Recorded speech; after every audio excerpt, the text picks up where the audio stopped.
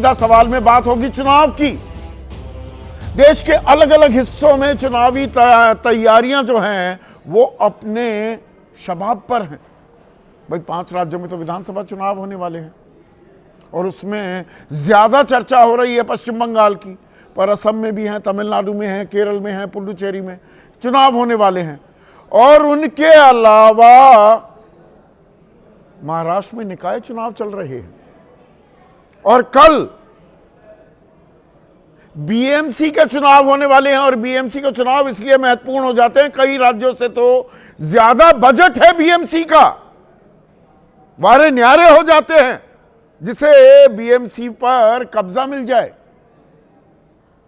तो जब चुनावी सरगर्मियां तेज हैं देश के अलग अलग हिस्सों में, तो जांच एजेंसियां भी हरकत में आई हुई हैं। यह पुराना शगल है। आप कहेंगे इसमें नया क्या है, वो तो ईडी आ जाती है, छापेमारी शुरू हो जाती है, सीबीआई की रेड शुरू हो जाती है, क्राइम ब्रांच एक्शन में आ जाता है। इसमें नया क्या है, ये तो आप बहुत बार बता चुके हो। लेकिन इस बार कुछ बदला है, और बदला भी कैसे। अब निशाने पर चुनावी रणनीतिकार आ रहे हैं। पश्चिम बंगाल में आईपैक तो नाम लगा, आपको झटका सा लगा होगा, अरे ये सुना हुआ है। प्रशांत किशोर जुड़े हुए थे भाई, प्रशांत किशोर तो हट गए, वो खुद राजनेता बन गए। पर आईपैक ममता बनर्जी को चुनावी रणनीतियां समझा रही है, स्ट्रैटेजाइज कर रही है, बहुत कुछ डेटा उसके पास। तो 8 जनवरी को, आज से 6 दिन पहले, आईपैक के दफ्तरों में कुल मिलाकर 10, वो अभी तफसील आपको दूंगा, कोलकाता में भी देश के अलग अलग हिस्सों में छापेमारी हुई।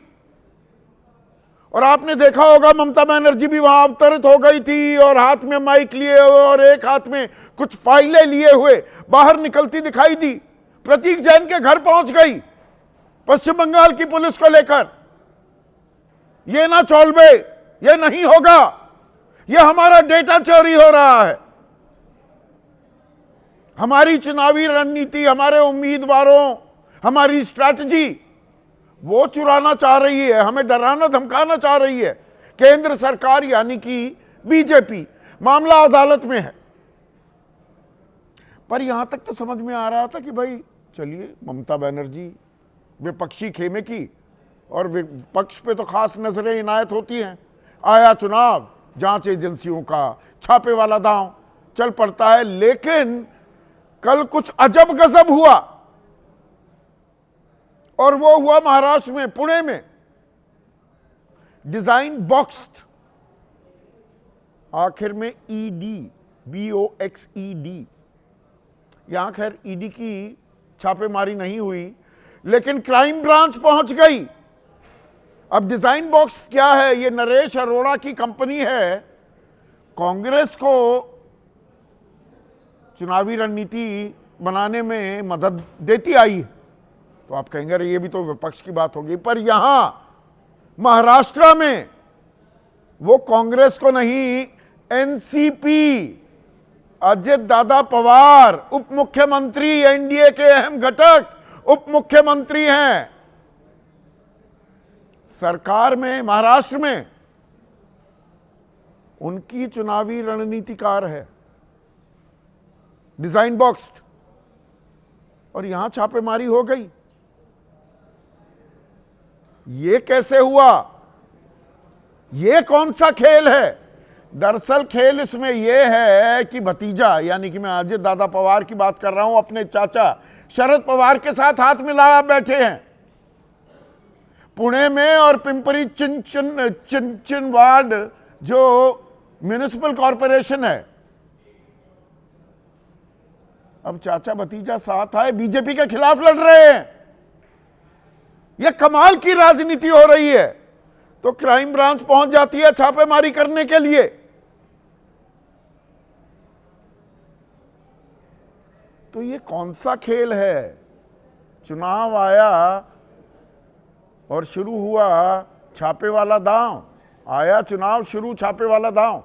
इसकी पूरी की पूरी कहानी दोनों जगह की आपके सामने परतें खोलने वाला हूं। तो हम बात करने वाले हैं, चुनाव आते ही ये जांच एजेंसियां सक्रिय क्यों हो जाती हैं, और अभी तक एक निरंतरता हमने देखी थी कि भाई चुनाव आएगा तो विपक्षी खेमे पर कुछ ज्यादा ही नजरें इनायत करती हैं जांच एजेंसियां। भाई लोकसभा चुनाव की घोषणा हुई और अरविंद केजरीवाल हफ्ते भर में ही ईडी ने उन्हें गिरफ्तार कर लिया, जेल में डाल दिया था। हेमंत सोरेन जेल में थे। राजस्थान में चुनाव आए तो अशोक गहलोत के बेटे वैभव गहलोत वो जांच एजेंसियों के शिकंजे में फंसते दिखाई दिए। छत्तीसगढ़ का चुनाव था तो भूपेश बघेल के राजनीतिक सलाहकार, उनके यहां जांच एजेंसियों ने दबिश कर दी। मतलब एक पैटर्न था। अब इसी पैटर्न में 8 जनवरी को, मैं 6 दिन पहले की बात कर रहा हूं, छापेमारी होती है। एक तथाकथित कोयला घोटाले मामले की जांच करने के लिए ईडी के अधिकारी पहुंच जाते हैं। कहां? आईपैक के दफ्तर, इंडियन पॉलिटिकल एक्शन कमेटी, ये वही संस्था जिससे कभी प्रशांत किशोर पीके भी जुड़े हुए थे। आईपैक ने प्रधानमंत्री मोदी के लिए चुनावी रणनीति बनाई, फिर टीएमसी के साथ भी जुड़े। 2015 में जेडीयू के लिए भी काम किया, जेडीयू ज्वाइन भी की थी बीच में भाई प्रशांत किशोर ने। फिर पंजाब में अमरिंदर सिंह की मदद की, आंध्र प्रदेश में वाईएसआर रेड्डी। तो ये पुराना इनका अतीत है। पर कोयला घोटाले की जांच करने पहुंची तो हंगामा कट गया। जैसे ही पता लगा इस रेड के बारे में, इस छापेमारी के बारे में, तो सूबे की मुख्यमंत्री ममता बनर्जी वहां पहुंच गई। अब भाई कोयला घोटाले के मामले में रेड हो रही है, वो क्यों पहुंची? और थोड़ी देर बाद बाहर निकली तो हाथ में माइक और एक हाथ में फाइलें कि जी ये तो हमारे चुनावी रणनीति बनाने वाली संस्था है, इनके पास हमारा डेटा है, हमारे उम्मीदवारों के नाम है, हमारी स्ट्रैटेजी है, इसे ही तो पकड़ने आए थे। यह जानकारी हासिल करना चाहती थी ईडी बीजेपी के कहने पर। तो संवैधानिक संकट ही खड़ा हो गया। एक तरफ केंद्रीय जांच एजेंसी ईडी, एक तरफ पश्चिम बंगाल की पुलिस मुख्यमंत्री के साथ आमने सामने। मामला हाई कोर्ट पहुंचा, वहां इतना हंगामा कटा, आज के लिए मुलतवी हो गई सुनवाई। और आज भी कलकत्ता हाई कोर्ट ने कह दिया भाई सुप्रीम कोर्ट जाइए, स्थगित कर दी ईडी की याचिका। पर अब timing is of essence in politics. क्या चीज किस वक्त पर होती है, इसके तो तार जुड़ते हैं। ये अभी कोयला घोटाले की जांच करने की नौबत क्यों आई? वो सुध अभी क्यों ली ईडी ने? यह अपने आप में एक बड़ा सवाल है। और चुनाव के टाइम पे ही क्यों होता है, और विपक्षी खेमे में ही क्यों होता है? आपको अलग अलग आंकड़े बताए जाएंगे। वो बीजेपी की तरफ से कहा जाता है कि भाई कन्विक्शन रेट ईडी का तो 96% है, 96। वो आंकड़ों की जादूगरी, बाजीगरी इसे कहते हैं।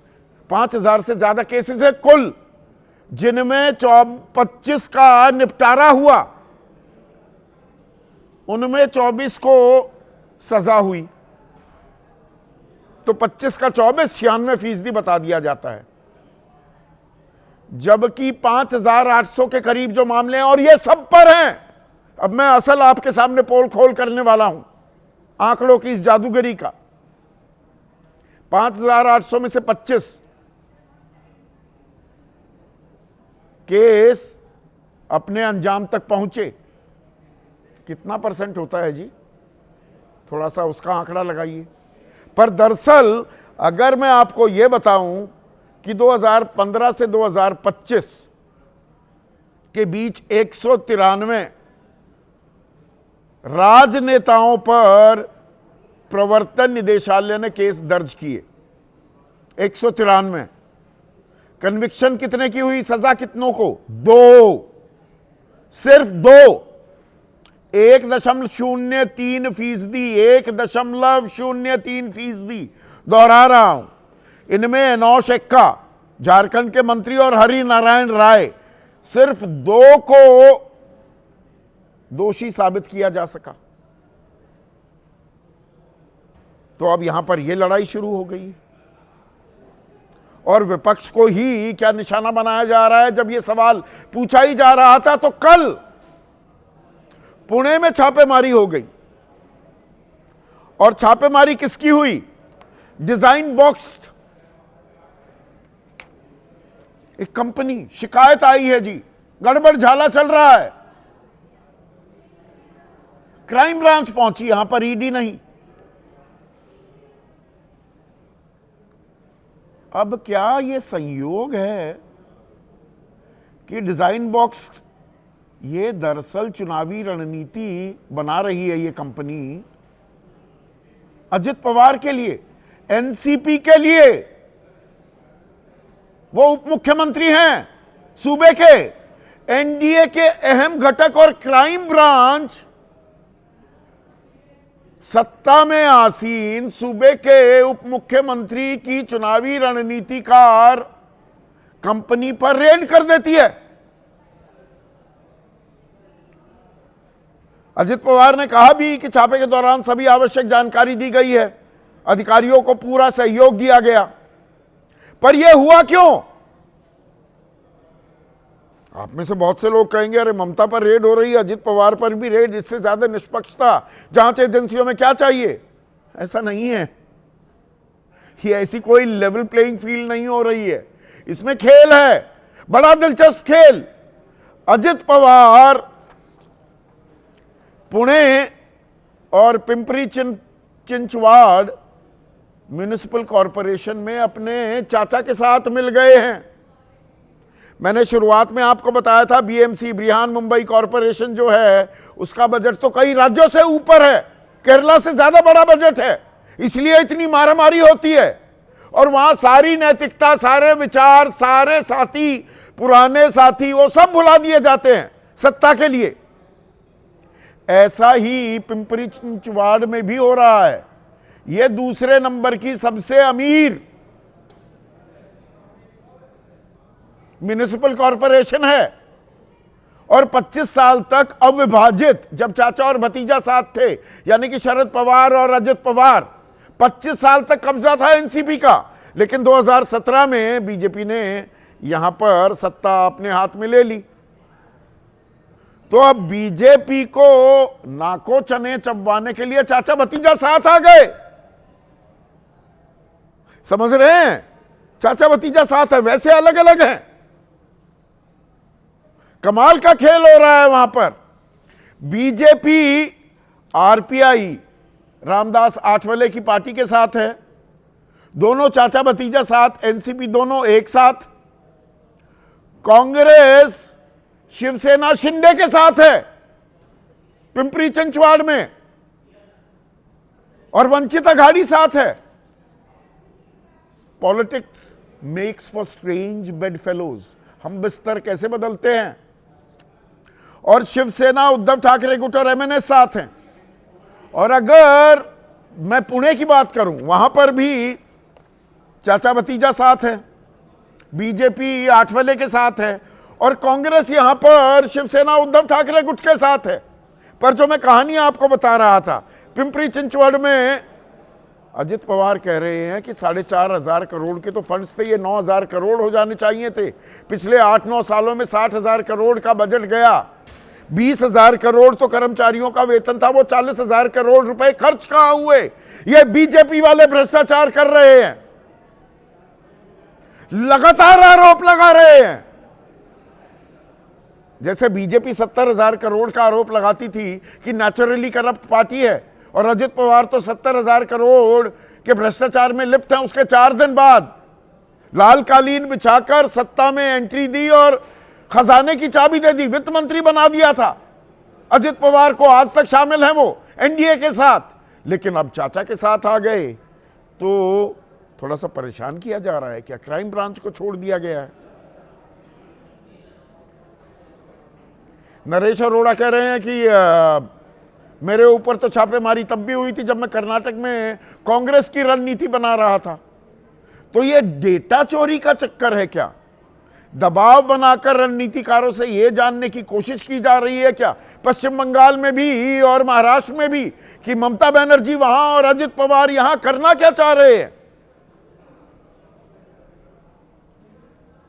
यह है जांच एजेंसियों का अजब गजब खेल। ऐसे में आज का सीधा सवाल अब आपके स्क्रीन पर आता हुआ, आया चुनाव शुरू, छापे वाला दांव और सियासी लड़ाई चुनावी रणनीतिकारों पर आई।